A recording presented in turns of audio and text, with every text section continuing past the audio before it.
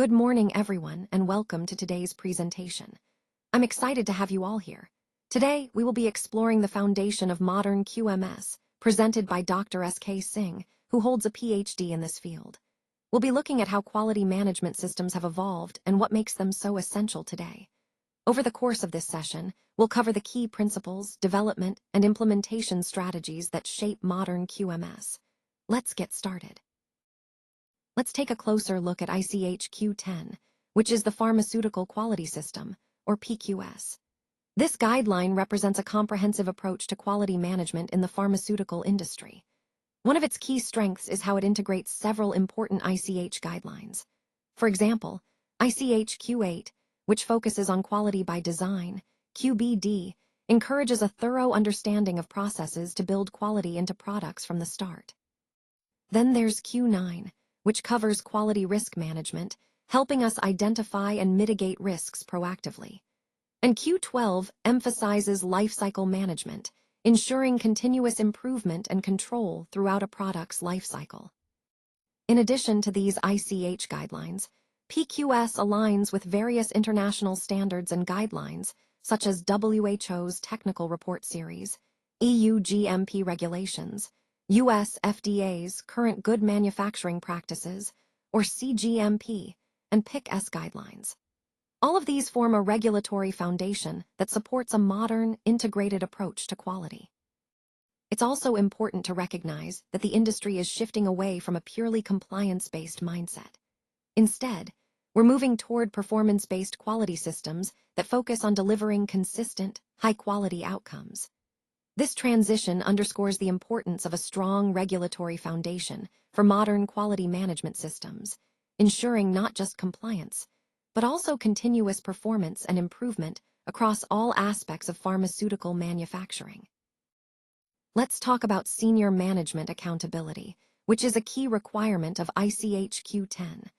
When leadership takes responsibility, it sets the tone for the entire organization. A strong quality culture really begins with the behavior of those at the top. Their actions and commitment directly influence how quality is prioritized across the company.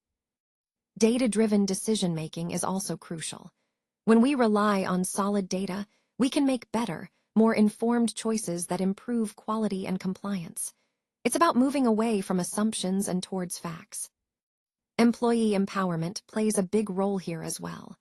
When employees feel ownership of quality, they're more engaged and proactive in maintaining standards. It's about creating a sense of responsibility at every level. And of course, regulatory focus emphasizes the importance of the tone at the top. Regulators look for leadership that genuinely promotes a quality mindset.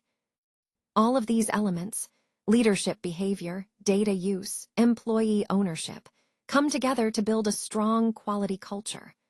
Ultimately, management's commitment is what drives sustainable quality improvements across the organization.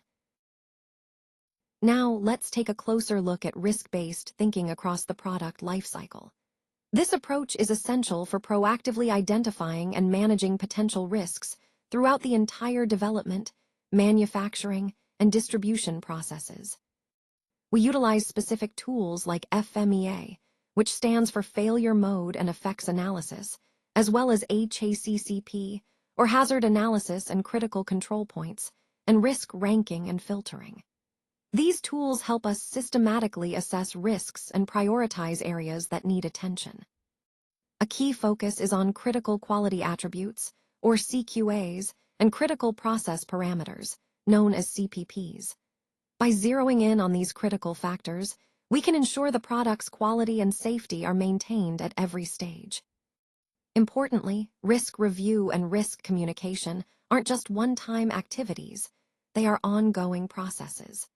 Continuous review allows us to adapt to new information or changes, and effective communication ensures everyone involved is aware of the risks and mitigation strategies.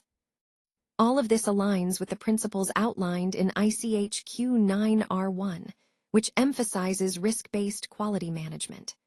Incorporating risk thinking throughout the product lifecycle helps us build a more robust, reliable, and compliant quality system. Let's take a closer look at product lifecycle management, specifically in the context of ICH Q12. Essentially, this approach emphasizes the importance of knowledge management systems for better process understanding. By systematically capturing and utilizing prior knowledge, development data, and trending information, we can make more informed decisions throughout the product's lifecycle. This is crucial because it allows us to adapt and optimize processes as new data becomes available. One of the key benefits of this lifecycle approach is the regulatory flexibility it provides. When we have effective lifecycle control, we can implement changes more efficiently without unnecessary regulatory hurdles, as long as we maintain a thorough understanding of the process and its performance. All of this underscores the importance of integrating lifecycle management and knowledge management into our overall strategy. It's about creating a continuous, dynamic process that supports innovation while ensuring compliance and quality. This approach ultimately helps us manage products more effectively across their entire lifecycle, from development to commercialization. Let's talk about the importance of scientific root cause-based investigations. When we approach deviations, complaints, or OOS results, it's crucial to dig deep and identify the underlying causes rather than just addressing surface issues. This thorough investigation helps us implement more effective solutions. Next, trend analysis plays a vital role.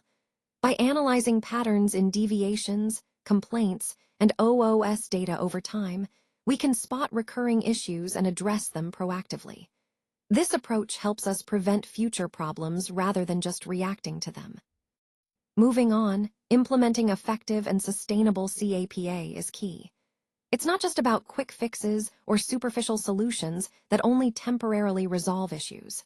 Instead, we aim for corrective and preventive actions that truly resolve the root causes and stand the test of time. Regulatory expectations also emphasize the importance of CAPA effectiveness checks. We need to verify that our corrective actions are actually working and that the issues won't recur. This ongoing verification ensures continuous improvement and compliance.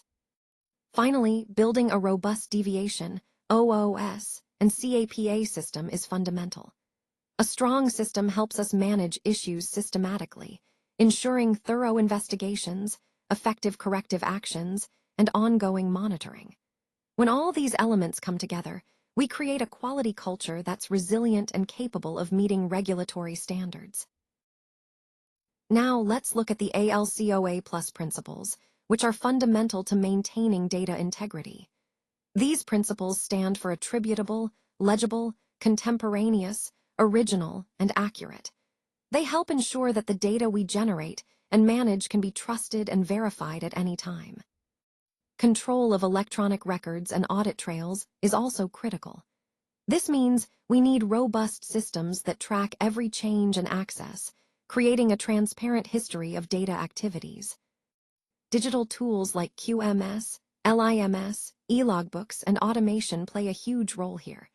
They help streamline processes, reduce errors, and make data more reliable. Regulators are increasingly focused on data governance and cyber integrity. That means we must adopt strict controls to protect our data from unauthorized access and ensure its validity over time. All of this ties into the broader concept of data integrity and digital QMS. It's about building a culture and systems that uphold data quality, security, and compliance throughout the lifecycle. By integrating these principles and controls, we reinforce trust in our data, which ultimately supports better decision-making and regulatory compliance. Let's talk about risk-based change control.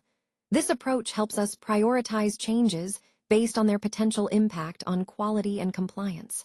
It's about focusing resources where they matter most. Now, an important part of this is understanding the linkage between change control, validation, and regulatory filings. Changes often require updates to validation protocols and sometimes need to be reflected in regulatory submissions. Keeping this connection clear helps us stay compliant and avoid surprises during inspections. Next, we have continuous process verification, or CPV. This is a proactive way to monitor our processes in real time. Instead of waiting for batch reviews, CPV allows us to detect issues early, ensuring consistent quality throughout production. We also make use of KPIs and quality metrics. These indicators give us measurable insights into our process performance. They help us identify trends, assess risks, and make informed decisions for improvements. Finally, all of this ties into change management and continual improvement. By managing changes thoughtfully and continuously seeking ways to enhance our processes, we can maintain high-quality standards and adapt to new challenges effectively. Together, these concepts form a robust framework that supports quality, compliance, and ongoing process excellence across our organization. Let's now discuss the state of continuous inspection readiness. Maintaining a high level of readiness is essential for ensuring compliance and quality across our operations. One of the key tools we use is the application of quality metrics, specifically through the FDA Quality Metrics Initiative. These metrics help us monitor performance in real time and identify areas for improvement before an inspection occurs. Internal audits also play a crucial role. They're not just about compliance, but about adding value. When conducted effectively, audits can uncover opportunities for enhancement and reinforce our commitment to quality. Management reviews are another vital aspect. They provide a structured way to assess the overall effectiveness of our systems. By regularly reviewing these metrics and audit findings, we can ensure that our processes remain robust and that we're always prepared for inspections. Overall, integrating these elements, quality metrics, internal audits, and management reviews, creates a strong foundation for sustained inspection readiness and continuous improvement. This approach aligns perfectly with our goal of maintaining high standards and operational excellence. Let's take a moment to understand how a quality management system, or QMS, functions as a true business enabler rather than just a tool for compliance. It's about integrating people, processes, and technology seamlessly to create a more efficient and effective organization. When we approach QMS proactively, focusing on risk management and the entire life cycle of our products and services, we can anticipate issues before they become problems. A strong QMS directly impacts patient safety by ensuring high standards and consistent quality. It also boosts regulatory confidence, showing regulators that we are committed to maintaining compliance and quality. And ultimately, it supports our business sustainability by fostering continuous improvement and resilience in a competitive environment. So, in conclusion, a future-ready QMS isn't just about meeting today's standards. It's about building a system that adapts, evolves, and drives long-term success. It's about being prepared for whatever the future holds, ensuring safety, compliance, and growth go hand in hand. For further support, please don't hesitate to reach out. We're here to help you with any questions or additional guidance you might need. Feel free to contact us through the provided channels. Thank you so much for your attention today. We appreciate your engagement and look forward to assisting you further.